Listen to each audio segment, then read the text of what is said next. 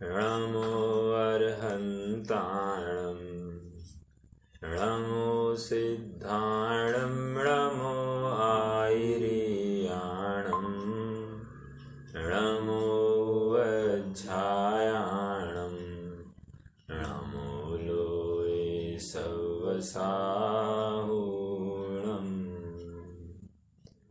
मङ्गलं भगवान् वीरो मङ्गलं गौतमो गणी मङ्गलं कुन्दकुन्दार्यो जैनधर्मोऽस्तु मङ्गलम् सर्वमङ्गलमाङ्गल्यं सर्वकल्याणकारकं प्रधानं सर्वधर्माणां जैनं जयतु शासनम् जैनं जयतु शासनम् जीवमजीवमदौवं जिनवरवसहेण जेण निर्दिष्टं देविन्दविन्दवन्दं वन्दे तं सर्वदा शिरसा वन्दे तं सर्वदा शिरसा जीवो गमो आमुक्तिकर्ता सदेह परिमाणो भोक्ता संसारस्थो सिद्धो सुविश्वसोढगरी तिक्काले चदुपाणा इन्द्रियबलमाह्वाणपाणोय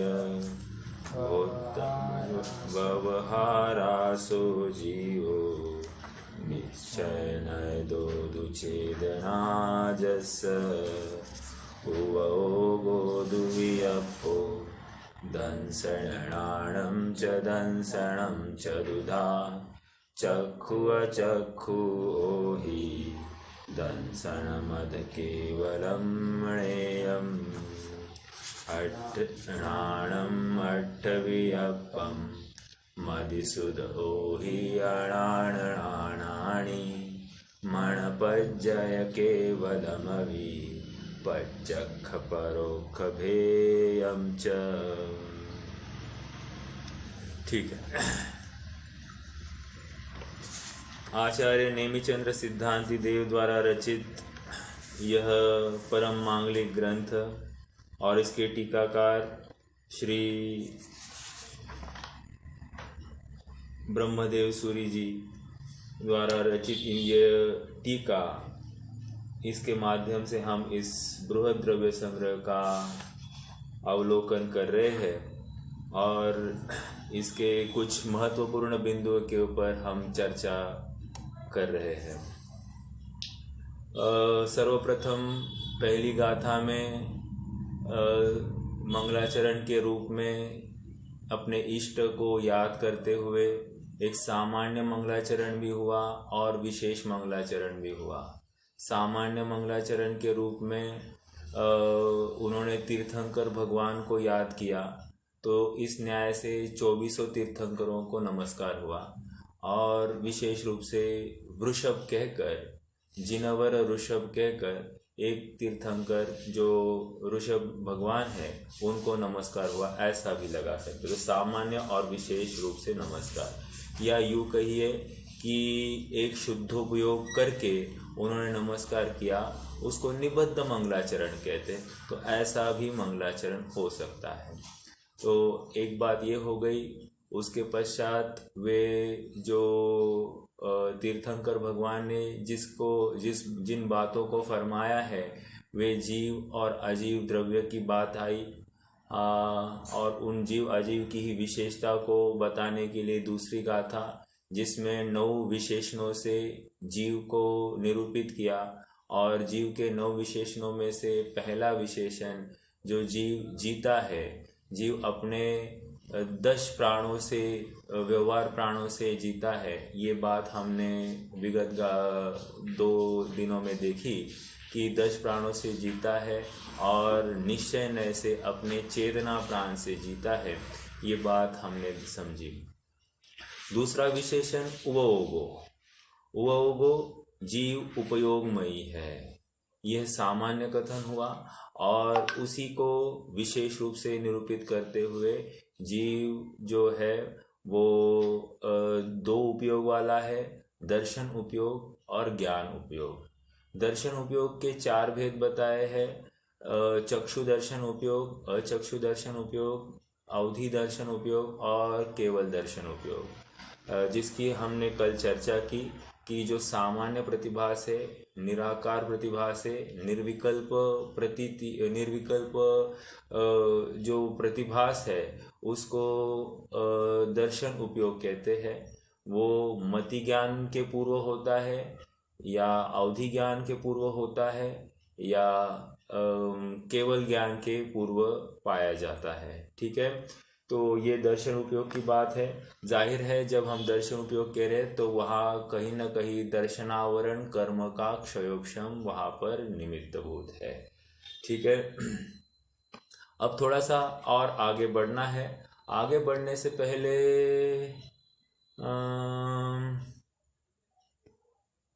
अच्छा, वो जो वर्षा शाह थे वो आए नहीं अभी तक, है ना, तो रुकते हैं अभी। चलिए दूसरे बिंदु के ऊपर हम चर्चा करेंगे। चर्चा ये थी कि जैसे उपयोग है, राइट, तो उपयोग ये क्या है? उपयोग ये लक्षण है, उपयोग ये लक्षण है। और लक्षण क्या होता है? पर्याय होता है या गुण होता है? उपयोग यह लक्षण है और लक्षण पर्याय होती है या गुण होता है?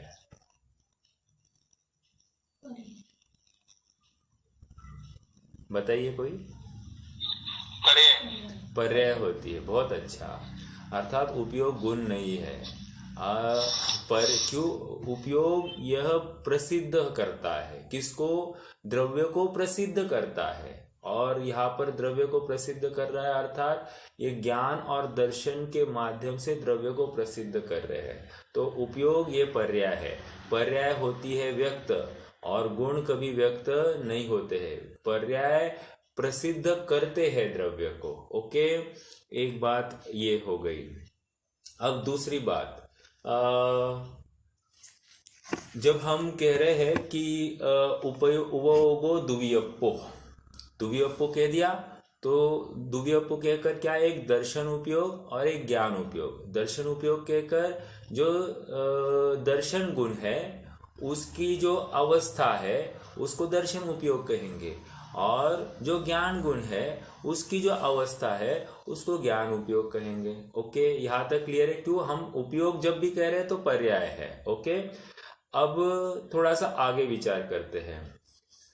सचमुच विचार कीजिए, उपयोग एक उपयोग सामान्य भी है। क्या कहा? उपयोग सामान्य है। अभी आगे जाकर बताएंगे वो कि सामान्यम, सामान्यम निश्चय नहीं से वो सामान्य ही ग्रहण करने योग्य है। तो फिर प्रश्न ये खड़ा होगा कि वर्तमान में अभी किसी जीव को, कल हम देख रहे थे, या तो दर्शन उपयोग होता है या तो ज्ञान उपयोग होता है। फिर से बताता हूँ, जीव को एक समय में या तो दर्शन उपयोग होता है या तो ज्ञान उपयोग होता है। तो प्रश्न ये खड़ा हो रहा है कि ये जिस समय में ज्ञान उपयोग हो रहा है उस समय में दर्शन उपयोग क्या कर रहा है, पॉइंट नंबर 1। और जिस समय में दर्शन उपयोग हो रहा है उस समय में ज्ञान उपयोग क्या कर रहा है या ज्ञान गुण क्या कर रहा है। यदि हम ऐसा कहें कि ये परिणमता नहीं है उस समय में, तो क्या होगा? द्रव्य खंडित होने का अवसर आ जाएगा। ये आप समझ रहे हैं? थोड़ी बात को पकड़ने की कोशिश कीजिए। फिर से बताता हूँ, दो गुण है, ज्ञान गुण और दर्शन गुण, और उसको लेकर एक अवस्था हो गई, उसको हम कह रहे हैं ज्ञान उपयोग और दर्शन उपयोग। ओके, अब कह रहे हैं कि जिस समय में मेरा दर्शन उपयोग हो रहा है उस समय में ज्ञान उपयोग नहीं है। छद्मस्तों की बात चल रही है। ओके, 12वें गुणस्थान तक के जीवों की बात चल रही है। जिस समय में ज्ञान उपयोग हो रहा है उस समय में दर्शन उपयोग नहीं है। प्रश्न ये खड़ा हो रहा है कि ज्ञान उपयोग नहीं हो रहा है उस समय में ज्ञान गुण क्या कर रहा है, परिणम रहा है या नहीं परिणम रहा है। और जिस समय में ज्ञान उपयोग हो रहा है उस समय में दर्शन उपयोग नहीं हो रहा है, तो दर्शन उपयोग परिणम रहा है या नहीं परिणम रहा है। यदि हम कहें कि एक समय में एक उपयोग है तो दूसरा उपयोग परिणम नहीं रहा है, तो द्रव्य का खंडित होने का प्रसंग आ रहा है। ठीक है, तो इसका कोई समाधान चाहिए। तो यहाँ पर आचार्य देव ने जो धवलाकार है, धवलाकार ने ये समाधान दिया कि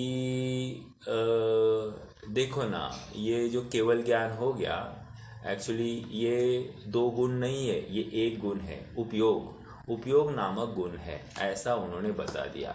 उपयोग जो है वो एक गुण है, इसलिए एक समय में एक ही गुण है, एक ही पर्याय दिखाई दे रही है। ये दो गुण है ही नहीं, क्योंकि वो उपयोग के भेद करके देखा है कि दर्शन और ज्ञान है वहां पर, तो एक ही गुण है और एक गुण का एक परिणमन है। फिर प्रश्न यहाँ पर खड़ा हो गया, क्या खड़ा हो गया कि ओके, हम यहाँ पर मान लेते हैं, लेकिन केवल ज्ञान होने पर केवल दर्शन भी तो साथ में दिखाई दे रहा है, वहां तो दोनों बातें दिखाई दे रही है, तो दोनों प्रकट दिखाई दे रहे। तो आप वहां पर क्या कहते हो, एक गुण की 2 पर्याय कैसे कह सकते हैं? बिल्कुल नहीं कह सकते, एक गुण की एक पर्याय ही होनी चाहिए। तो इस बात पर आचार्य देव बिल्कुल चुप्पी साधे हुए हैं। ओके, ये धवलाकार की अपेक्षा है। अब गोमटसार वालों की अपेक्षा वो भी बताता हूँ। गोमटसार वाले कहते हैं कि ये 2 गुण है, मतलब दर्शन गुण और ज्ञान गुण, ये दोनों अलग अलग स्वतंत्र गुण है। जो धवलाकार क्या मान रहे थे कि दोनों एक ही गुण है, इसलिए एक समय में एक ही पर्याय दिखाई देगी, लेकिन गोमटसार वाले इसको 2 गुण मान रहे हैं। तो उन्होंने क्यों 2 गुण है, इसीलिए तो केवल ज्ञान में 2 गुण प्रकट हो गए, मतलब केवल ज्ञान और केवल दर्शन, ये दोनों गुण प्रकट है, तो इसलिए 2 गुण है, ये सिद्ध हुआ। तो उन्होंने छद्मस्त अवस्था में एक उपयोग क्यों है, इसके बारे में कोई भी खुलासा नहीं किया है। ये गुत्थी है, ये इसके बारे में कोई क्लैरिटी नहीं आई है किसी को। फिर भी जो कोई बात, जितनी बात खुली है उतनी बात मैंने आपके सामने रखी। ओके, सेम प्रॉब्लम हमको कहाँ मिला दिखाई देगा? पुद्गल में।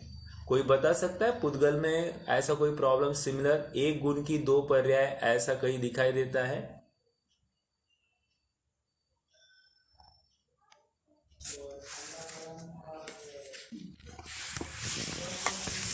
स्वभाव व्यंजन पर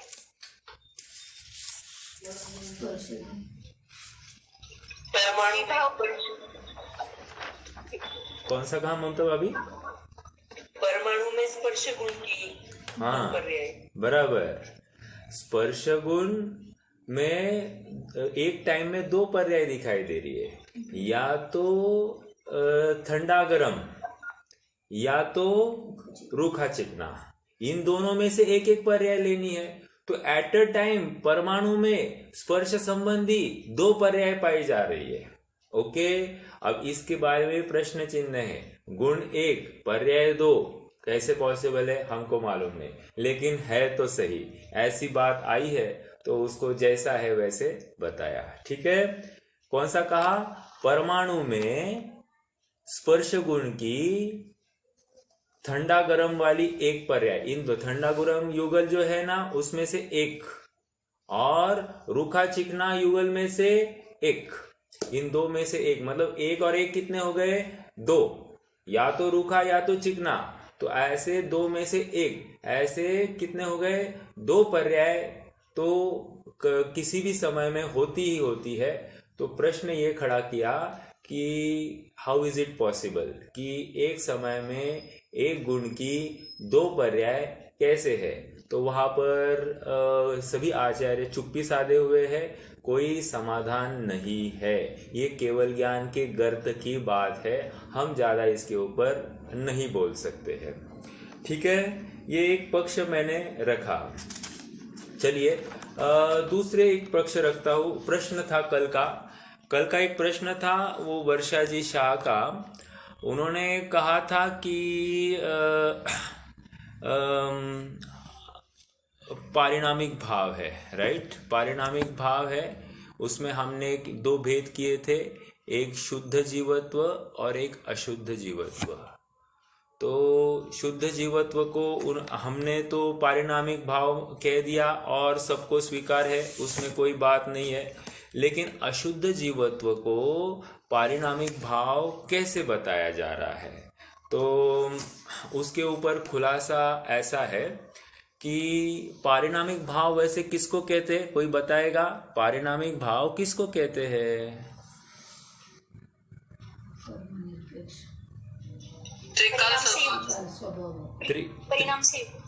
त्रिकाल स्वभाव। बहुत अच्छा, और बोलिए।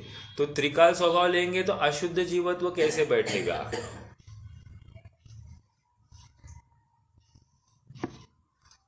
परिणाम से सामान्य परिणाम से योग्यता तो है ना भैया। चेतना के जो चेतना के लिए आत्मा को चेतना स्थायी है। नहीं, देखिए परिणाम से ममता भाभी नहीं, ममता भाभी थोड़े से पास में है, लेकिन एक शब्द है वहां पर, शब्द चाहिए। ऐसे अशुद्ध रूप परिणमने की जो की योग्यता, ऐसा नहीं। बराबर, योग्यता तो है, लेकिन उसको क्या कहते हैं? एक शब्द है, शब्द। बिल्कुल सही कहा आपने।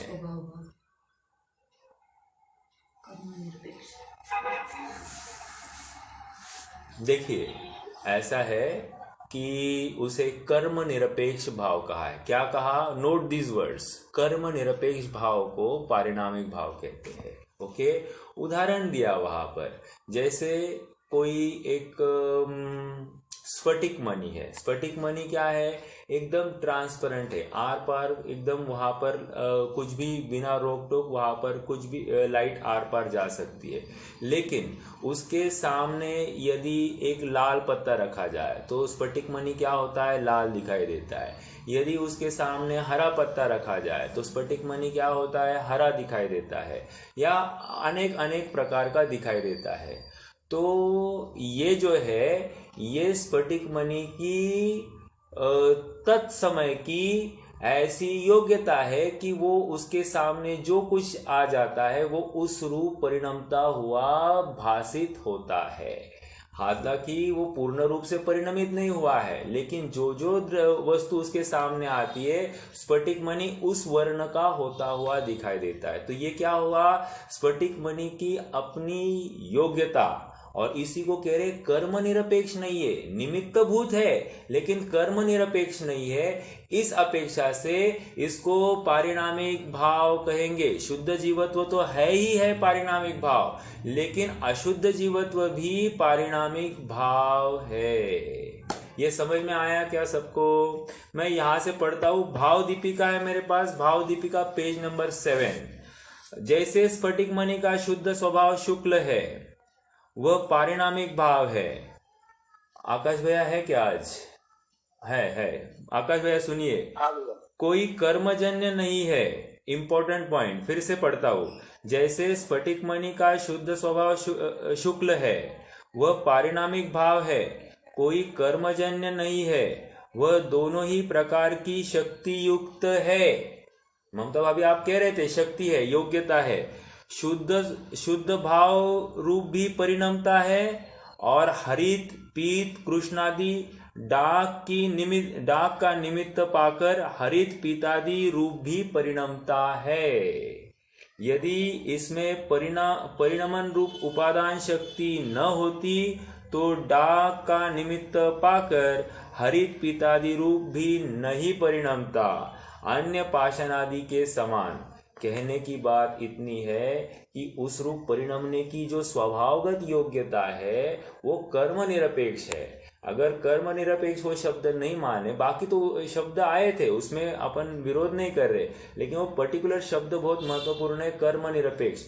अशुद्ध जीवत्व भी कर्म निरपेक्ष, अशुद्ध जीवत्व तो कर्म निरपेक्ष है ही है। फिर फर्क क्या है दोनों में? शुद्ध जीवत्व ये दृष्टि का विषय है, आश्रयभूत है। अशुद्ध जीवत्व आश्रयभूत कारण नहीं है। समझ में आया? इतनी बात, इतना फर्क है। जब भी जीव को सुखी होना है तो शुद्ध जीवत्व के आश्रित होकर आश्रयभूत कारण, आश्रयभूत स्वभाव के ऊपर दृष्टि करेगा तो ही वो सुख की प्राप्ति करेगा, या सम्यक तो उसको प्रकट होगा। ठीक है, ये एक बात कल के प्रश्न आई थी तो मैंने समझा कि इसका समाधान हो जाए, क्योंकि मुझे ऐसा लगा कि समाधान ठीक से नहीं हो पाया कल, इसलिए मैंने जानबूझ के पहले सोचा, और सोचने के बाद में ये इसमें पढ़ा तो सेम टू सेम जो सोचा था वही निकला।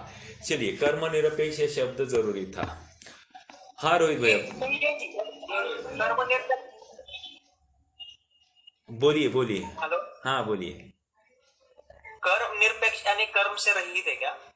कर्म की अपेक्षा नहीं है, निरपेक्ष, निरअपेक्षा, कर्म की अपेक्षा नहीं है वहां पर, बस इतना ही उसका अर्थ समझना। वो अपने स्वभावगत योग्यता से कार्य हो रहा है। हाँ बोलिए। हाँ, ये जो उदाहरण में हमने देखा कि स्फटिक मणि की निमित्त से जो तांबुल आदि से जो रंग बदल स्फटिक होता मणि है, की निमित्त से नहीं, वो तांबुल पत्र के निमित्त से। स्फटिक मणि लाल पीला हरा दिखाई दे रहा है। हाँ बराबर है ना। तो वो जो बदल होता है या दिखता है वो, तो उसकी जो स्वभावगत योग्यता है तो उसको पारिणामिक भाव कहा है। हाँ बराबर, बराबर है ना। बराबर। तो कई जगह पे ऐसा उदाहरण आया है कि ये तो विकार टाइप बताया है कि जो दिखता है वो विकार दिखता है। बराबर है। तो वो एक पारिणामिक कैसे कहा जाएगा? हाँ, तो वो विकार है इसीलिए तो आश्रयभूत नहीं है ना। अगर विकार नहीं होता, विकार होता तो उसको विकार नहीं होता तो उसको हाँ क्या कहा? क्या कहा आकाश भैया? इसलिए तो अशुद्ध जीव कह रहे हैं ना। अशुद्ध जीव कह रहे हैं ना, बिल्कुल सही है। इसलिए तो अशुद्ध जीवत्व कह रहे हैं ना। सही बात, इसीलिए तो विकार है, इसलिए अशुद्ध जीवत्व, इसलिए आश्रयभूत कारण नहीं है। लेकिन पारिणामिक भाव क्यों कहना? कर्म निरपेक्ष है, ये शब्द आप समझना। मैं आपको एक उदाहरण भी दूंगा। ममता भाभी, आपका भी कोई प्रश्न था क्या? मुझे ये बोलना था कि ये भव्यत्व रूप परिणमने की फिर शक्ति उसकी स्वयं की है क्या? हाँ, इसीलिए तो कर्म निरपेक्ष है। किसी ने उसको, किसी कर्म ने उसको शाप दिया नहीं है कि ये भव्य बन जाए, उसको उसके ऊपर वरदान नहीं किया है, और किसी ने उसको शाप दिया नहीं कि वो अभव्य हो जाए। हालांकि भव्यत्व अभव्यत्व ये पर्याय है, फिर भी वो किसी कर्म के अधीन नहीं है। जीव स्वयं स्वतंत्रता से भव्यत्व रूप परिणमता है, और जीव स्वतंत्रता से अभव्यत्व रूप परिणम रहा है। ठीक है, तो वो जीव की अपनी स्वभावगत योग्यता ही समझनी चाहिए। एक बात तो ये हो गई। दूसरा उदाहरण ये है, जिन्होंने गुणस्थान की क्लास अटेंड की है उनके लिए बात समझ में आ जाएगी, और जिन्होंने नहीं की है एक उदाहरण के रूप में ये याद रखना, तो कभी भविष्य में गुणस्थान पढ़ेंगे तो आपको कार्यकारी होगा। जैसे दूसरा गुणस्थान, दूसरे गुणस्थान में कौन सा भाव बताया है? कोई बताएगा? पारिणामिक भाव। पारिणामिक भाव, बराबर। पारिणामिक भाव क्यों बता रहे हैं?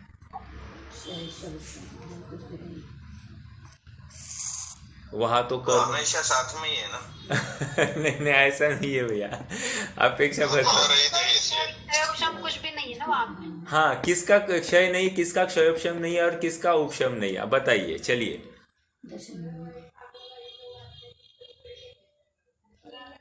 दर्शन मोह। दर्शन मोह का क्या? दर्शन मोह का क्षय नहीं हो रहा है। ओके, दर्शन मोह का उदय भी नहीं है, मिथ्यात्व का उदय नहीं है दूसरे गुणस्थान में, और दर्शन मोह का उपशम भी नहीं है। ओके, ऐसी अवस्था में क्षय नहीं है, क्षयोपशम नहीं है और उदय नहीं है। इसीलिए वहां पर पारिणामिक भाव बताया, क्योंकि ये चार नहीं है इसीलिए वो पारिणामिक भाव है। अपेक्षा है वहां पर, क्योंकि दूसरा कोई भाव बैठ नहीं रहा है, इसलिए वहां पर आपने बताया, मैंने सुना नहीं। मैं वही कह रहा था कि कोई भाव है ही नहीं वहां।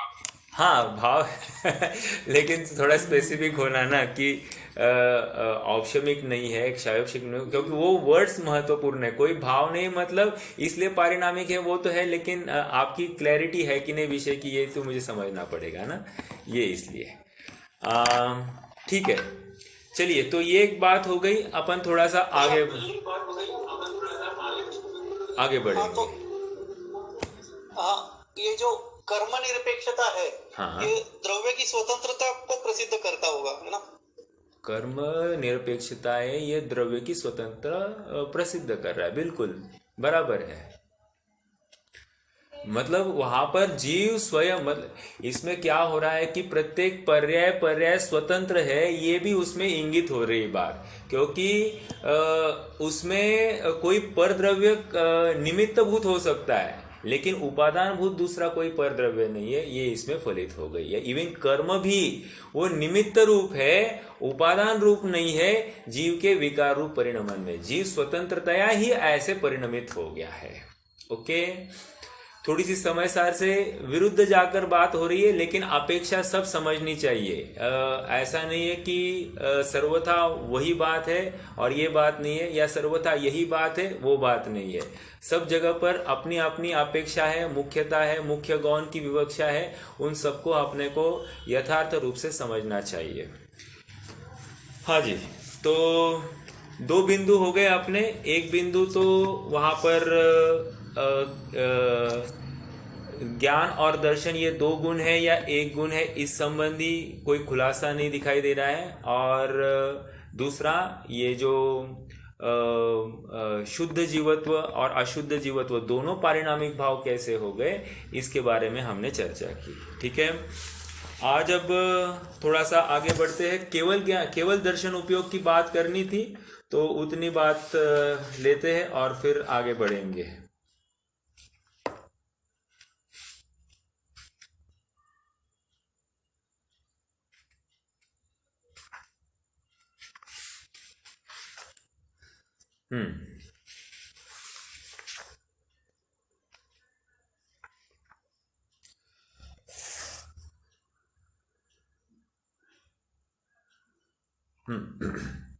केवल दर्शन उपयोग तो मात्र ये केवल ज्ञान के साथ साथ होने वाला एक सामान्य प्रतिभास है।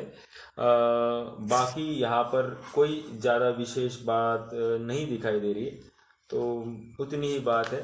अगर कुछ है तो मैं फिर से ले लूँगा, लेकिन अभी तो कोई दिखाई नहीं दे रहा। अगली गाथा लेते हैं। गाथा नंबर 5, ये उपयोग गुण के बारे में ही है। 5 और 6, मतलब देखिए 4, 5, 6 उपयोग गुण के लिए है। 3 नंबर की गाथा जीवो विशेषण के लिए थी। 4, 5, 6 ये उपयोग गुण के लिए है, और फिर अमुक्ति कत्ता उसके लिए आगे आगे क्रम से आ जाएगी। गाथा नंबर 5 पढ़ेंगे। णाणम अट्ठवियप्पम मदिसुद ओहि अणाणाणी मणपज्जय केवलमवि पच्चख परोक्ष भेयम च। फिर से, णाणम अट्ठवियप्पम मदिसुद ओहि अणाणाणी मणपज्जय केवलमवि पच्चख परोक्ष भेयम च। कुछ जिनवानियों में ये जो सेकेंड लाइन है, मनपज्जव है, पज्जय के बदले मनपज्जव है, तो अगर वो है या मनपज्जय है, दोनों का अर्थ एक ही है, तो दोनों चलेंगे। ओके, तो आप एक नोट करके रख सकते हैं, मनपज्जव आया तो भी सही है और मनपज्जय आया तो भी सही उच्चारण है। ओके, अब शब्दार्थ थोड़ा सा एक संधि करके देखते हैं।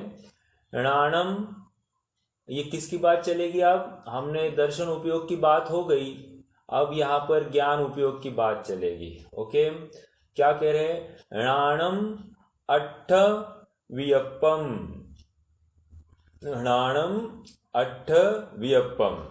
ओके, मदि सुद ओही, मदि सुद ओही।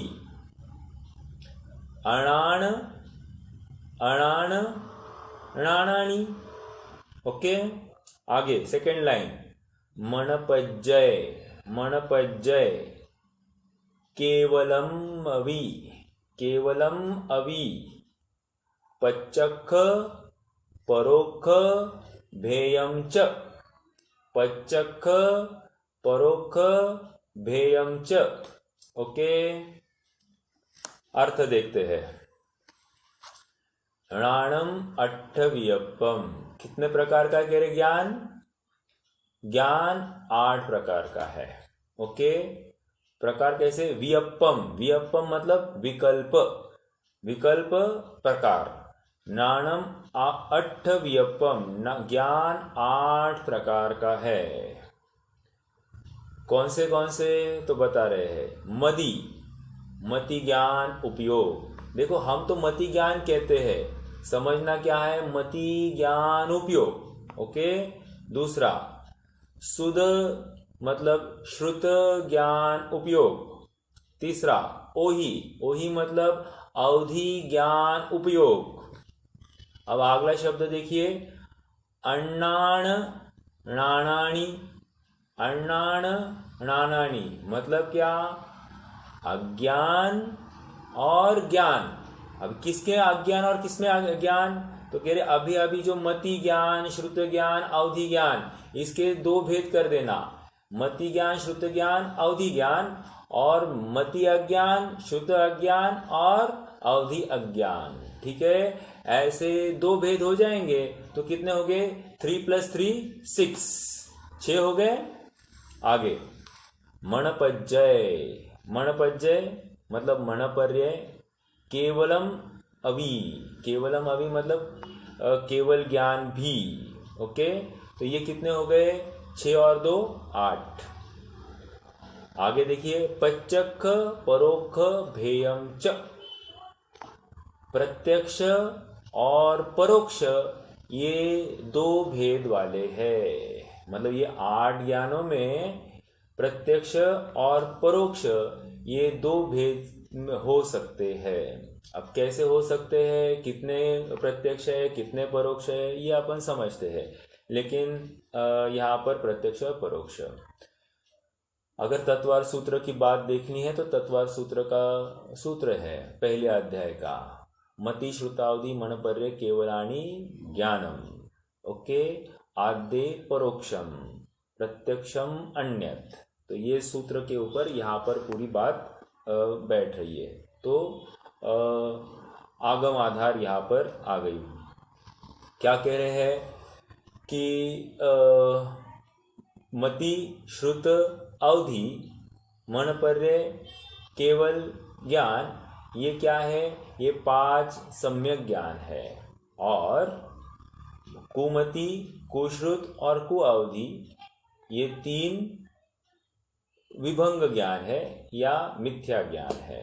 ठीक है, आगे बढ़ते हैं। प्रश्न है आगे फिर कि ये जो मति ज्ञान है इसकी परिभाषा कोई बताएगा? या हमारी सब चर्चा हो गई है या फिर से अभी लेंगे? मति ज्ञान, श्रुत ज्ञान, अवधि ज्ञान, इनकी हम परिभाषा भी देखेंगे। इसकी 3 परिभाषा है वैसे। एक निमित्त परक है, एक कर्म सापेक्ष है और एक उपादानगत है। ठीक है, तो एक परिभाषा मति ज्ञान की जो सबको पता है, जो इंद्रिया और मन के द्वारा निमित्त से जो ज्ञान होता है उसको मति ज्ञान कहते हैं। तत्वार सूत्र की परिभाषा है। ओके, क्या कहा? जो इंद्रिय और मन के द्वारा ज्ञान होता है उसको मति ज्ञान कहते हैं। श्रुत ज्ञान किसको कहेंगे? तो कह रहे हैं कि मति ज्ञान पूर्वक जो पदार्थ का विशेष जानना होता है उसको श्रुत ज्ञान कहेंगे। श्रुतम मति पूर्वम द्वयनेक द्वादश भेदम। ठीक है। अवधि ज्ञान द्रव्य क्षेत्र काल भाव की मर्यादा को लेकर जो ज्ञान रूपी पदार्थ को जानता है उसको, और प्रत्यक्ष अपने आत्मा से जानता है, इंद्रियों के अवलंबन लिए बिना जानता है, उस ज्ञान को अवधि ज्ञान कहते हैं। मनपर्य ज्ञान क्या है? मनपर्य ज्ञान द्रव्य क्षेत्र काल भाव की सीमा लिए जो ज्ञान दूसरे के मन में स्थित पदार्थ को जानता है, उसको रूपी पदार्थ को जानता है, उसको मनपर्य ज्ञान कहते हैं। और केवल ज्ञान क्या है? जो ज्ञान असीम है, अर्थात जो सीमा अमर्याद है, उस ज्ञान को द्रव्य क्षेत्र काल भाव की मर्यादा से रहित है, अर्थात सर्व को युगपत जानता है, ऐसा ज्ञान ये केवल ज्ञान है। ठीक है, आगे बढ़ते हैं थोड़ा सा। ये तो क्या हो गई? सामान्य परिभाषाएं हो गई। दूसरी परिभाषा बताता हूं। अब कर्म सापेक्ष बताऊंगा। कर्म सापेक्ष परिभाषा क्या है कि मति ज्ञानावरण कर्म के क्षयोक्षम से तथा वीर्यांतराय कर्म के क्षयोक्षम से जो दर्शन उपयोग पूर्वक जो ज्ञान होता है उसको मति ज्ञान कहते हैं। यहाँ पर क्या है? कर्म सापेक्ष। क्या हो गया? एक महत्वपूर्ण शब्द आया, क्षयोक्षम। ओके, क्लियर हो रही है बात? इजी है, मुश्किल नहीं है। दूसरी बात लेते, श्रुत ज्ञान। श्रुत ज्ञानावरण कर्म के क्षयोक्षम से तथा वीर्यांतराय कर्म के क्षयोक्षम से जो ज्ञान होता है उस ज्ञान को श्रुत ज्ञान कहते हैं। ओके, ऐसी ही परिभाषा हम अवधि ज्ञान और मनपर्य ज्ञान पर लगा सकते हैं। कैसे लगाएंगे? अवधि ज्ञानावरण कर्म के क्षयोक्षम से तथा वीर्यांतराय कर्म के क्षयोक्षम से जो ज्ञान होता है उस ज्ञान को अवधि ज्ञान कहते हैं। और चौथा मनपर्य। मनपर्य ज्ञानावरण कर्म के क्षयोक्षम से तथा वीर्यांतराय कर्म के क्षयोक्षम से जो ज्ञान होता है उसको मनपर्य ज्ञान कहते हैं। अब प्रश्न है कि केवल ज्ञान को क्या कहेंगे? केवल ज्ञान की परिभाषा कौन लगाएगा? केवल ज्ञानावरण क्षय से। हाँ, केवल ज्ञानावरण कर्म के क्षय से जो ज्ञान प्रकट होता है उस ज्ञान को केवल ज्ञान कहते हैं। ओके, ये क्लियर हो गई। ये दूसरी परिभाषा हो गई पांचों की। अब हमने भागों में जो परिभाषा पढ़ी है, जो सचमुच कार्यकारी है, वो कौन सी है? कोई बताएगा?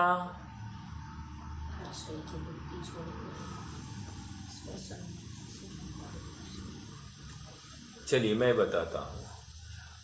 पराश्रय की बुद्धि छोड़कर स्वसन्मुखता से जो निज आत्मा का अवलंबन लेता है उस ज्ञान को मति ज्ञान कहते हैं। ठीक है, और आगे श्रुत ज्ञान में भी यही लगाएंगे। पराश्रय की बुद्धि छोड़कर निज आत्मा का अवलंबन जहां पर पाया जाता है उस ज्ञान को श्रुत ज्ञान कहेंगे। ये क्या हो गई? ये समयसार की परिभाषा है। समयसार गाथा 143-144 में से उठाई गई परिभाषा है। क्यों? क्योंकि तत्वार सूत्रकार ने तो इंद्रिय और मन के द्वारा जो ज्ञान होता है उसको मति ज्ञान कहा है, श्रुत ज्ञान कहा है, और हमारे पास मति श्रुत ज्ञान है। और यदि ये बात है तो हमको आत्मानुभव करने के लिए इंद्रियों की जरूरत कितनी होती? इंद्रिय की पराधीनता में हम भी पराधीन हो जाते। इसलिए वो पराधीनता तोड़ने के लिए ये परिभाषा बनाई गई है कि पराधीनता की बुद्धि छोड़कर जो है क्या स्वसन्मुखता से होने वाले ज्ञान को मति ज्ञान कहते हैं। स्वसन्मुखता की बात आ गई, महत्वपूर्ण बिंदु वहां पर वो है। ओके, समझ में आया। वैसे ही हम किस में लगाएंगे, श्रुत ज्ञान में भी लगाएंगे। ठीक है, हाँ बोलिए। लेकिन उसकी डेफिनेशन में ऐसा ही है कि मन और इंद्रिय के अवलंबन से, तो मतलब पराश्रय हो ही गया है ना। कहाँ पर हो गया? मति ज्ञान नहीं, फिर से पढ़िए। है क्या आपके सामने वो परिभाषा है या नहीं है?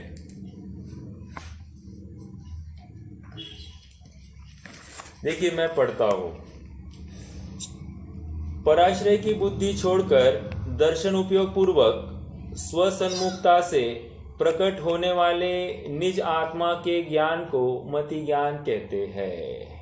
ये भागों की परिभाषा है। ये मेरे पास मंगल प्रभावना है, आप इसमें भी देख सकते हैं। बाल बोध या वितरक विज्ञान भाग 1 में ही होगी ये। ठीक है। दूसरा मति ज्ञान के अथवा इंद्रिय और मन के निमित्त जिसमें उस ज्ञान को मति ज्ञान कहते हैं, ये दूसरी परिभाषा है। जैसे अभी हम और आपको हो रहा है, हमको ज्ञान कैसे हो रहा है? इंद्रियों के निमित्त से हो रहा है। कर्णेंद्रिया, मन, चक्षु के माध्यम से हमको ये ज्ञान हो रहा है। तो निमित्त है कि नहीं है? है निमित्त, तो उसको ज्ञान कह दिया। लेकिन आत्मानुभव, जब ये पहली परिभाषा जो है ना, वो आत्मानुभव के लिए लगानी है। जिस समय आत्मानुभव होगा उस समय में इंद्रिया मन कहाँ होंगे? नहीं होंगे। तो उस समय मति ज्ञान है कि नहीं है ना। तो उस मति ज्ञान को फिर पहली परिभाषा के अनुसार डिफाइन किया। समझ में आया क्या? तो वहां पर महत्वपूर्ण बिंदु पराश्रय की बुद्धि छोड़कर, मतलब हमको लग रहा है कि इंद्रिया से जानूंगा देखूंगा, तो इंद्रिया होगी तो मैं जानूंगा देखूंगा, ये जो हमारे अभिप्राय में बैठी हुई बात है, उस बात को यहाँ पर खंडित किया है। समझ में आ रहा है कि आपको बहुत महत्वपूर्ण परिभाषा है ये। मतलब भैया जी, सातवें गुणस्थान के आगे पराश्रय बुद्धि तो छूटी गई है। हाँ, छूटी गई है, बराबर, बुद्धि पूर्वक छूटी है। मैंने शब्द यूज किया। और सातवें गुणस्थान क्यों? चौथे गुणस्थान में भी जो अनुभव हुआ है वो, उसमें भी पराश्रय की बुद्धि छूटी ही है। भले ही क्षणार्ध के लिए हुआ है, अल्प समय के लिए हुआ है, लेकिन वो भी पराश्रय की बुद्धि छोड़कर ही तो हुआ है। समझ में आ रहा है क्या? केवल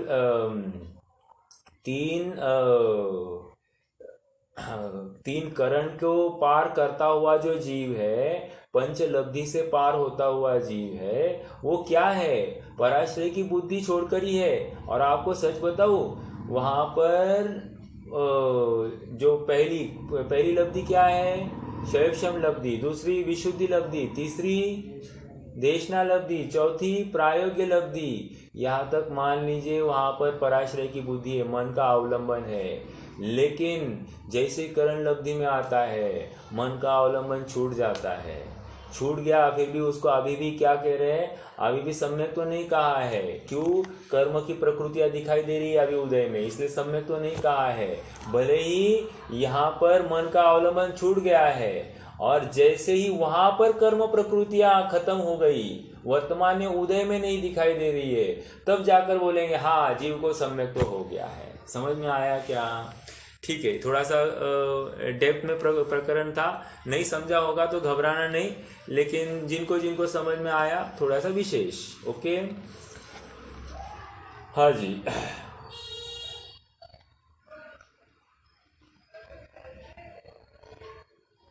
देखो, और एक श्रुत ज्ञान की भी बात करते हैं।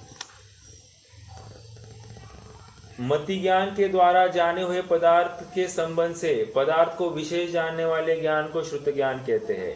लेकिन यहाँ पर भी फिर से श्रुत ज्ञान की भी सिमिलर ऐसी परिभाषा। क्यों? मति ज्ञान की फाइल अनुभव के काल में श्रुत ज्ञान में ट्रांसफर होने वाली है। जैसे नॉर्मल इसमें भी श्रुतम मति पूर्वम द्वैनेक द्वादश भेदम, बराबर। तो श्रुत ज्ञान जो है मति पूर्वक होता है, तो मति ज्ञान तो होने ही वाला है वहां पर भी। तो यहाँ पर मति ज्ञान ने आत्मा को जाना, तो श्रुत ज्ञान में क्या होने वाला है? वहां पर भी आत्मा ही जानने वाला है, परंतु वहां पर जानने वाला है तो श्रुत ज्ञान ने क्या किया? श्रुत ज्ञान ने तो सील लगाई है, जो आनंद का वेदन हुआ है वो श्रुत ज्ञान में जानने में आया है। मति ज्ञान इतना नहीं पकड़ पाता है। समझ में आया? तो ये भी एक बात हम समझ ले। चलिए, तो ये एक परिभाषा को मुझे हाईलाइट करना था। हाँ, मति ज्ञान के अब एकदम रैपिडली लेंगे इस बात को, क्योंकि हमारी चर्चा अभी ज्ञान मार्गना में एकदम फ्रेश हुई है, तो इसलिए उसको एकदम रैपिडली लेंगे। हालांकि ये प्रकरण गोमट सार का है, लेकिन अपन करेंगे थोड़ी सी चर्चा। मति ज्ञान के कितने भेद हैं? चलो पहले तो ये करते, मति ज्ञान कैसे जानता है? तो कहते अवग्रह, इहा, अवाय, धारणा पूर्वक जानता है। ओके, फिर से कहता हूं, अवग्रह, इहा, अवाय, धारणा, इनके पूर्वक जानता है। अवग्रह कुछ है, इहा उसको जानने के लिए जिज्ञासा हुई, वहां पर जिज्ञासा तैयार हो गई। अवग्रह हो गया, इहा हो गया, अवाय में क्या होगा? अवाय में क्या पदार्थ है ये जानना, निर्णय हो गया। धारणा में क्या हो गया कि वो बात अब ज्ञान में बैठ गई कि ये यही है। ओके, फिर ये 4 प्रकार से जानना हुआ। उदाहरण लेते हैं, जैसे मैं चल रहा हूँ, चलते चलते मुझे रास्ते में एक कुछ चीज चमकती हुई दिखाई दी, तो चमकती हुई दिखाई दी तो अवग्रह। ओके, याद रखना, इसके पहले एक दर्शन उपयोग होना ही चाहिए। दर्शन उपयोग हो गया, फिर अवग्रह हुआ, अवग्रह, और मुझे आंखों से दिखाई दी इसलिए अवग्रह कह दिया डायरेक्टली, अर्थावग्रह। अवग्रह के 2 भेद है वैसे, व्यंजन अवग्रह और अर्थावग्रह। तो आंखों से दिखाई दिया इसलिए मैं डायरेक्टली क्या होगा, अर्थावग्रह हो जाएगा, अवग्रह हो गया। फिर इहा के माध्यम से क्या है, जानने की इच्छा, तो जानकर वहां पर इच्छा हो गई तो इहा उपयोग थोड़ा सा उस तरफ झुक गया। आगे क्या हुआ, अवग्रह, इहा, अवाय, अवाय के माध्यम से, अरे ये सोने की रिंग है, अपन साधारण बात क्यों ले, सोने की रिंग है, तो वो अवग्रह, इहा, अवाय, अवाय में क्या हुआ, सोने की रिंग जानने में आ गई। धारणा में, फिर धारणा में क्या हुआ कि इस जगह पर ये सोने की रिंग मुझे दिखाई दी। ओके, ये धारणा में बैठ गई बात। अब भविष्य में मैं कभी उस रास्ते से जाऊंगा तो मुझे याद आएगा इस जगह पर मुझे एक सोने की रिंग दिखाई दी थी, तो क्या हो गया, स्मरण हो गया। ठीक है, स्मरण हो गया। अब आगे चलकर मैंने वैसी की वैसी रिंग किसी के हाथ में देखी, तो वो रिंग को देखकर क्या होगा, मुझे प्रत्यभिज्ञान हो जाएगा। प्रत्यभिज्ञान क्या, जोड़ रूप ज्ञान। अरे ये रिंग और वो रिंग जिसको रास्ते पर देखा था दोनों एक जैसी है, प्रत्यभिज्ञान।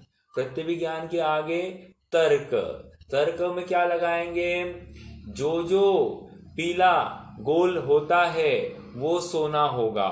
और एग्जाम्पल दे रहा हूं मैं, अपन तो तर्क में एक्चुअली क्या होता है, जहां जहां अग्नि वहां धुआं, जहां धुआं नहीं, तो मैंने गलत कहा, जहां जहां धुआं वहां अग्नि, जहां अग्नि नहीं वहां धुआं भी नहीं। ये क्या हुआ, तर्क हुआ। अब अनुमान में जाएंगे, ये किसकी बातें चल रही है, ये मति ज्ञान की बात चल रही हो, मति ज्ञान की बात चल रही है। अवग्रह, इहा, अवाय, धारणा, स्मृति, प्रत्यभि, तर्क, यहां तक आ गए हैं। अब क्या है, अनुमान। अनुमान में क्या होता है, अनुमान में जहां यहां धुआं है मतलब यहां अग्नि है। अनुमान में क्या होता है, तर्क में क्या होता है, तर्क लगाया जाता है। जहां जहां अग्नि वहां वहां धुआं, सॉरी, जहां जहां धुआं वहां वहां अग्नि, जहां धुआं नहीं, जहां अग्नि नहीं वहां धुआं भी नहीं। ओके, ये क्या लगाया, जहां साधन वहां साध्य, जहां साध्य नहीं वहां साधन भी नहीं। ओके, ये थोड़ा सा कठिन भी गया होगा, डरना नहीं, सुनने की कोशिश रखना, आप नोट करते रहो। अगर आपको कुछ बात अच्छी लगी हो, इम्पोर्टेंट लगी हो, ये बात जब भी हम शास्त्र पढ़ेंगे तो हमको ये निरंतर हम इसको ये सामने आएगी, और अगर ये शब्द नहीं समझ में आए तो हम उसको स्किप करके आगे पढ़ेंगे तो प्रकरण आधा अधूरा ही समझ में आएगा, तो निर्णय यथार्थ नहीं होगा। इसलिए शास्त्र को पढ़ने के लिए हमको इन सब शब्दों से अवगत होना जरूरी है। क्या कह रहे थे, अनुमान, अनुमान हो गया। अब इसमें याद रखना कि अवग्रह इहा अवाय धारणा, फिर से अवग्रह इहा अवाय धारणा, इसके लिए मन हो तो ठीक, मन नहीं हो तो ठीक। ओके, लेकिन स्मृति, प्रत्यभि, तर्क, अनुमान, इन सब के लिए मन जरूरी है, ये इंपॉर्टेंट बात। ओके, क्या कहा, स्मृति, प्रत्यभि, तर्क, अनुमान के लिए मन जरूरी है। ओके, और एक बात, अगर तत्वार सूत्र आप सबने दे पढ़ा होगा तो ये मति ज्ञान के पर्यायवाची बताए गए हैं। ठीक है, चलिए आगे बढ़ते हैं। 12 प्रकार के पदार्थ बताए हैं अवधि ज्ञान, सॉरी, मति ज्ञान में। कौन से हैं वे, बहुविध, क्षिप्र, अनुक्त, अनुक्त, श्रुतानुक्त, है ना, श्रुत, निश्रुत, अनुक्त, ऐसे वहां पर कितने, एक मिनट में पढ़ ही लूं।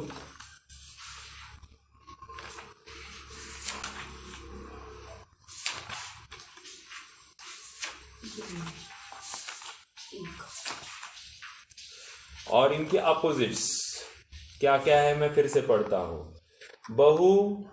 बहुविध, क्षिप्र, निश्रुत, अनिश्रुत, अनुक्त और ध्रुव।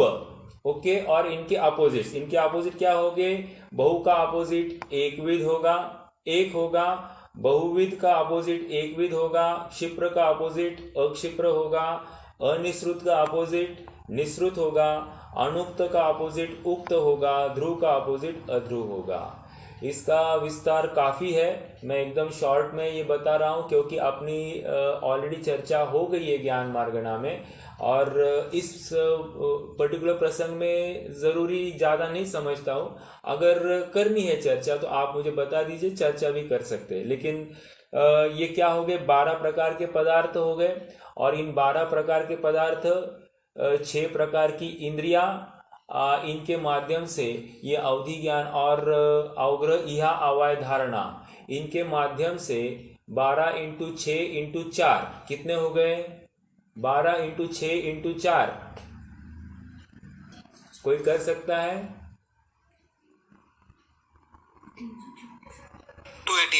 288। ओके, 288 हो गए। और व्यंजन अवग्रह को लेकर 4 इंद्रिय संबंधी व्यंजन अवग्रह को लेकर 48 कर दीजिए। 1 × 4 × 12 कितने होंगे, 48। तो 48 प्लस 288 कितने हो जाएंगे, 336। ओके, तो 336 प्रकार से यह मति ज्ञान जानता है। यह स्थूल कथन, क्या कहा, स्थूल कथन, वैसे असंख्यात प्रकार से जानता है।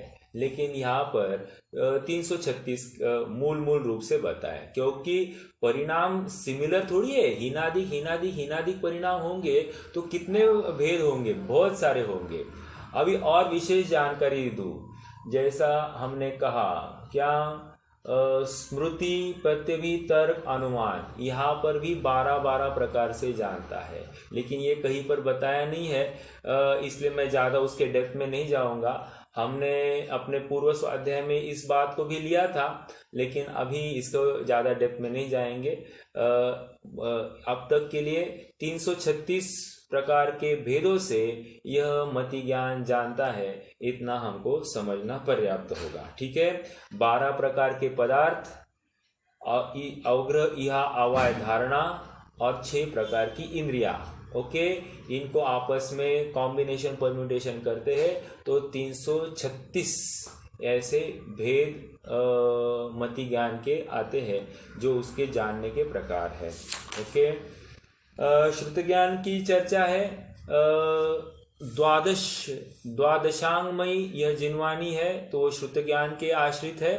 तो वहाँ पर श्रुत ज्ञान के द्रव्य श्रुत की बात है। इनफैक्ट तो द्रव्य श्रुत में द्वादशांग, अंग प्रविष्ट और अंग बाह्य, ऐसे ये पूरा श्रुत ज्ञान है। और हमने वहाँ पर पद और अक्षरों की पूरी संख्या वहाँ पर समझी थी। हम फिर से उसमें डिटेल में नहीं जाएंगे।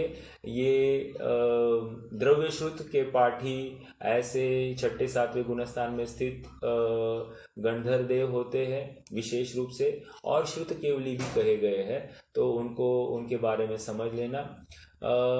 बाकी तो उसके निम्न होंगे तो उनको श्रुत केवली नहीं कहेंगे। ओके, जिनको श्रुत ज्ञान का पूर्ण विकास होता है उनको श्रुत केवली कहते हैं। जैसे जिनको ज्ञान का पूर्ण विकास होने पर केवल ज्ञानी कहा जाता है, वैसे ही श्रुत ज्ञान का जहाँ तक पूर्ण विकास पाया जाए वहाँ पर उस जीव को श्रुत केवली कहा जाता है। ठीक है, मूल रूप से श्रुत ज्ञान के अक्षरात्मक और अनक्षरात्मक ये 2 भेद होते हैं। अनक्षरात्मक श्रुत ज्ञान असंगी पंचेंद्रिय तक कहा गया है, और अक्षरात्मक श्रुत ज्ञान मात्र पंचेंद्रिय जीवों के लिए कहा गया है। ठीक है, ये एक विशेष बात आप समझ लीजिए। अवधि ज्ञान की थोड़ी चर्चा करेंगे। अवधि ज्ञान के मूल रूप से 2 भेद है। एक है देशावधि और भव प्रत्यय और गुण प्रत्यय। भव ही है कारण जिसमें उसको भव प्रत्यय अवधि ज्ञान कहते हैं, और गुण अर्थात विशेष तप संयम ही कारण है जिसमें उसको गुण प्रत्यय अवधि ज्ञान कहते हैं। भव प्रत्यय में हमने देखा था कि वो यूजुअली देशावधि ज्ञान ही होता है, लेकिन गुण प्रत्यय जो होता है वो देशावधि, परमावधि या सर्वावधि, ये इनमें से कुछ भी हो सकता है।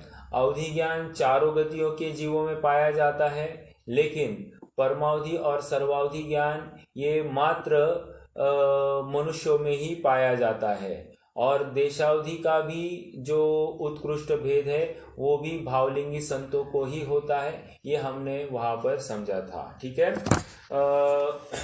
अवधि ज्ञान का क्या करता है, रूपी पदार्थों को जानता है। रूपी पदार्थ मतलब ये सब जितनी भी वर्गणाएं हैं, मनोवर्गणाएं हैं, कारमान वर्गणाएं हैं, या फिर औदारिक शरीर या नौकर्म शरीर को, उसी को नौकर्म शरीर कह रहे, तो इन संबंधी वर्गणाओं को या मनोवर्गणाओं को जानने में ये समर्थ है।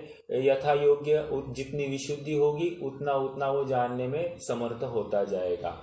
तो ये अवधि ज्ञान की बात हो गई।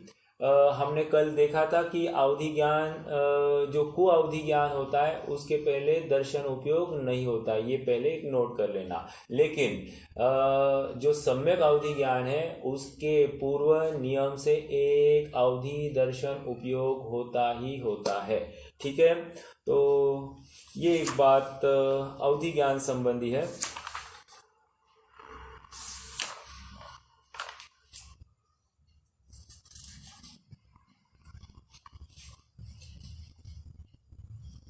एक मिनट, एक महत्वपूर्ण पॉइंट है इसलिए मैं थोड़ा सा रुका हूँ।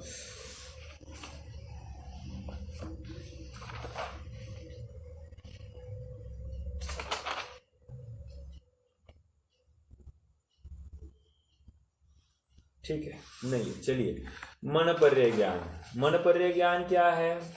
मनपर्य ज्ञान द्रव्य क्षेत्र काल भाव की सीमा को लेकर ये दूसरे के मन में स्थित रूपी पदार्थ को जानता है। एक प्रश्न हमारा ज्ञान मार्गणा, मनपर्य ज्ञान मार्गणा में आया था। क्या आया था? शायद आप किसी को याद है, नहीं है। ऐसा था कि मुझे मेरे मन संबंधी पूर्व का जानने में मैं समर्थ हूँ या नहीं समर्थ हूँ। समझ में आया कि नहीं आया? प्रश्न क्या है? मेरे ही मन में, क्यों परिभाषा में क्या है कि दूसरे के मन में स्थित द्रव्य क्षेत्र काल भाव की सीमा को लेकर रूपी पदार्थ को जो जानता है उसको मनपर्य ज्ञान कहता है। ये मुनि अवस्था में ही प्रकट होता है। 6वें से 12वां गुणस्थान इसका बताया गया है। 6वें गुणस्थान में ही इसका यूज होता है। 7वें गुणस्थान के आगे इसका यूज, 7वां और 7वें गुणस्थान के आगे इसका यूज नहीं होता है। ये किसी रिद्धि पूर्वक ही होता है, अर्थात 7 रिद्धियों में से कोई एक रिद्धि हो जीव को तो ही मनपर्य ज्ञान जीव को प्रकट होगा। अवधि ज्ञान के लिए ऐसी कंडीशन नहीं है। अवधि ज्ञान की सीमा बहुत ज़्यादा है, मनपर्य ज्ञान की सीमा छोटी है, अर्थात वो एक त्रस नाली के अंदर एक राजू बाय एक राजू में ही जानता है। व्यास में ऊपर तो ज़्यादा जाने की बात नहीं है, लेकिन जितना एक राजू बाय, sorry, I am very sorry, 45 lakh योजन में जानता है। I am very very sorry, 45 lakh योजन में ही जानता है। ठीक है, ये एक बात हो गई। मैं क्या कह रहा था मनपर्य ज्ञान का? स्वयं के मन में। हाँ, ठीक है। स्वयं के मन में। तो आपको क्या लगता है, पहले आपकी राय जान लो, स्वयं के मन का जान सकता है कि नहीं जान सकता है? भैया वो मति ज्ञान हो जाएगा ना अपने मन के निमित्त। हाँ, मति ज्ञान हो जाएगा। ठीक है, एक देखो, मति ज्ञान में क्या है? भूतकाल का जान सकता है, वर्तमान का जान सकता है। मान लीजिए भविष्य का जानना है, मैं क्या सोचूंगा, ऐसा इसको मन में आया तो क्या है? और देखिए उसको वो स्मरण करके जाने तो मति ज्ञान होगा, थोड़ा समझना। लेकिन ये स्मरण थोड़ी कर रहा है, ये तो आत्मा से जानने वाला है। ठीक है, तो यहाँ पर ये कह रहे हैं कि ये ऐसा कहीं आया नहीं है, लेकिन पॉसिबल लगता है। क्या कहा? पॉसिबल लगता है कि अपने मन संबंधी भी वो जाने, ऐसा पॉसिबल लगता है। क्यों? अगर द्रव्य क्षेत्र काल भाव की सीमा है, आत्मा से ही जानना है, तो मैं आगे क्या सोचूंगा ये जानने में क्या हर्जा है? तो इसलिए जानने की गुंजाइश है, ऐसा कहीं भी लिखित कहीं नहीं है। ये मेरा अपना अनुमान है, होना चाहिए। ठीक है, क्योंकि मैंने चर्चा की सचिन जी से भी की, और वे भी कहते हैं कि हाँ हो सकता है, ऐसा मानने में कोई हर्जा नहीं है, लेकिन कोई लिखित बात नहीं है। ये पहले क्लियर कर दूं। चलिए,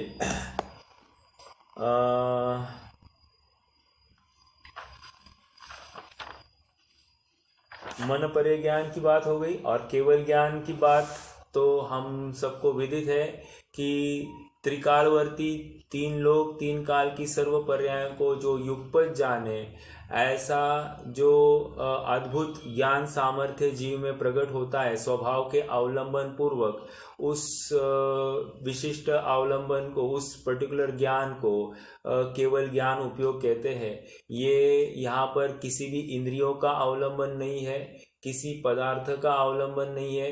कोई पदार्थ पास हो या दूर हो, कोई कालवर्ती त्रिकाल में कोई बहुत पुराना ऐसा अतीत अनंत काल पुराना कोई पदार्थ हो या अनंत काल आगे का कोई पदार्थ हो, उसको कितना दूर है उसको लेकर ये केवल ज्ञान को कोई प्रॉब्लम नहीं है। बाउंड्री लेस है, वो सब कुछ युगपत एक समय में जान रहा है। अर्थात 3 काल की फिल्म वो एक समय में देख रहा है। हमको एक फिल्म का एक अंश एक समय में दिखाई देता है, उसको 3 काल की फिल्म, सभी द्रव्यों की फिल्म एक समय में दिखाई दे रही है। ऐसी जबरदस्त सामर्थ्य से युक्त वो केवल ज्ञान है, वो पर्याय पूर्ण शुद्ध प्रकट हो गई है। और ऐसे के ऐसे सामर्थ्य से युक्त मेरा ज्ञान स्वभाव है जो इतनी सामर्थ्य रखता है जानने की, तो वो एक आदर्श हो गया। अर्थात मेरे लिए एक मार्गदर्शक बात हो गई कि मेरा ज्ञान स्वभाव कितना सामर्थ्यशाली है। तो भगवान को देखकर हमको हमारे ज्ञान का निर्णय हो गया। इसको भी हम प्रत्यभिज्ञान में ले सकते हैं। समझ में आ रहा है क्या? तो ऐसा सहज ही अद्भुत ऐसा केवल ज्ञान की भी बात हमने संक्षेप में देख ली। तो ये क्या हो गई? ये केवल ज्ञान उपयोग अर्थात 8 ज्ञान उपयोगों में से 5 ज्ञान उपयोगों की बात हो गई। अब कुमति, कुश्रुत और कुअवधि की बात करते हैं। कुमति और कुश्रुत को बस यहाँ पर ये कह रहे हैं कि वहाँ पर सम्यक मति ज्ञान, सम्यक श्रुत ज्ञान में वहाँ पर श्रद्धान यथार्थ है, इस अपेक्षा से उस ज्ञान को भी मति और श्रुत कह रहे हैं। लेकिन सचमुच ज्ञान सम्यक या मिथ्या नहीं होता है, वो तो श्रद्धा की मुख्यता से कथन करने में वहाँ पर ज्ञान को सम्यक या मिथ्या बताया गया है। ठीक है।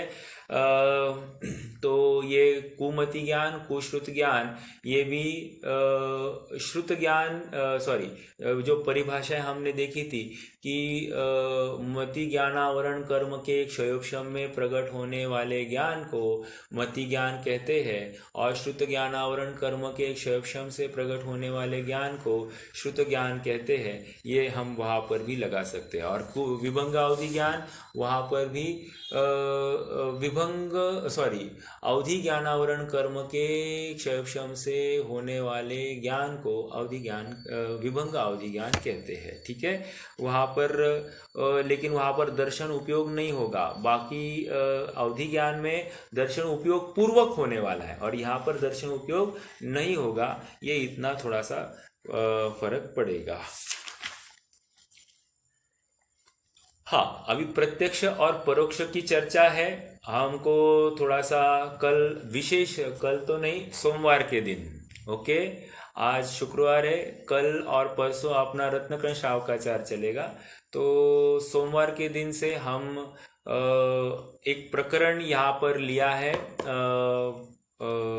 कि अनुभूति प्रत्यक्ष या परोक्ष है, उसकी भी चर्चा करेंगे।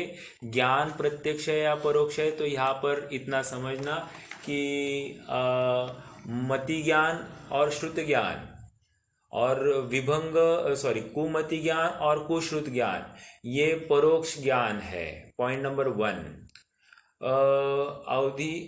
विभंग अवधि ज्ञान, मनपर्य ज्ञान और केवल ज्ञान, ये प्रत्यक्ष ज्ञान है। पहले तो प्रत्यक्ष और परोक्ष के भेद कर दिए। अब इसमें भी प्रत्यक्ष में 2 भेद करेंगे, एक विकल्प प्रत्यक्ष, एक सकल प्रत्यक्ष। केवल ज्ञान जो है वो सकल प्रत्यक्ष है, बाकी सभी ज्ञान विकल्प प्रत्यक्ष है। ठीक है। विकल्प प्रत्यक्ष मतलब पूर्ण प्रत्यक्ष नहीं है, एक देश प्रत्यक्ष है, इसलिए उनको विकल्प प्रत्यक्ष कहते हैं। और केवल ज्ञान यह पूर्ण प्रत्यक्ष है, इसलिए इसको सकल प्रत्यक्ष कहते हैं। मतलब वहां पर कोई भी प्रत्यक्ष पने में कोई भी हीना दिखता नहीं है। ओके। तो ये प्रत्यक्षपने की बात आ गई।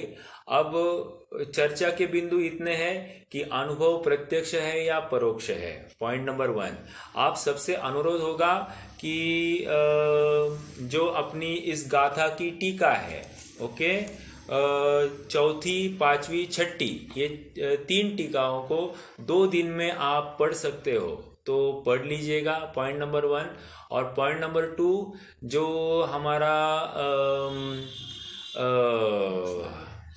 मोक्ष मार्ग प्रकाशक रहस्यपूर्ण चिट्ठी, थोड़ा सा उसको भी पढ़ेंगे अगर समय निकालते हो तो फिर ये विषय आपको अच्छे से समझ में आएगा।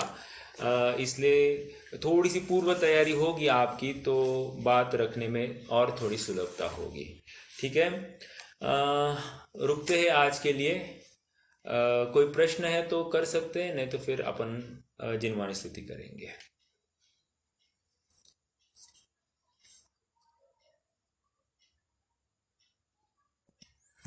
नहीं है?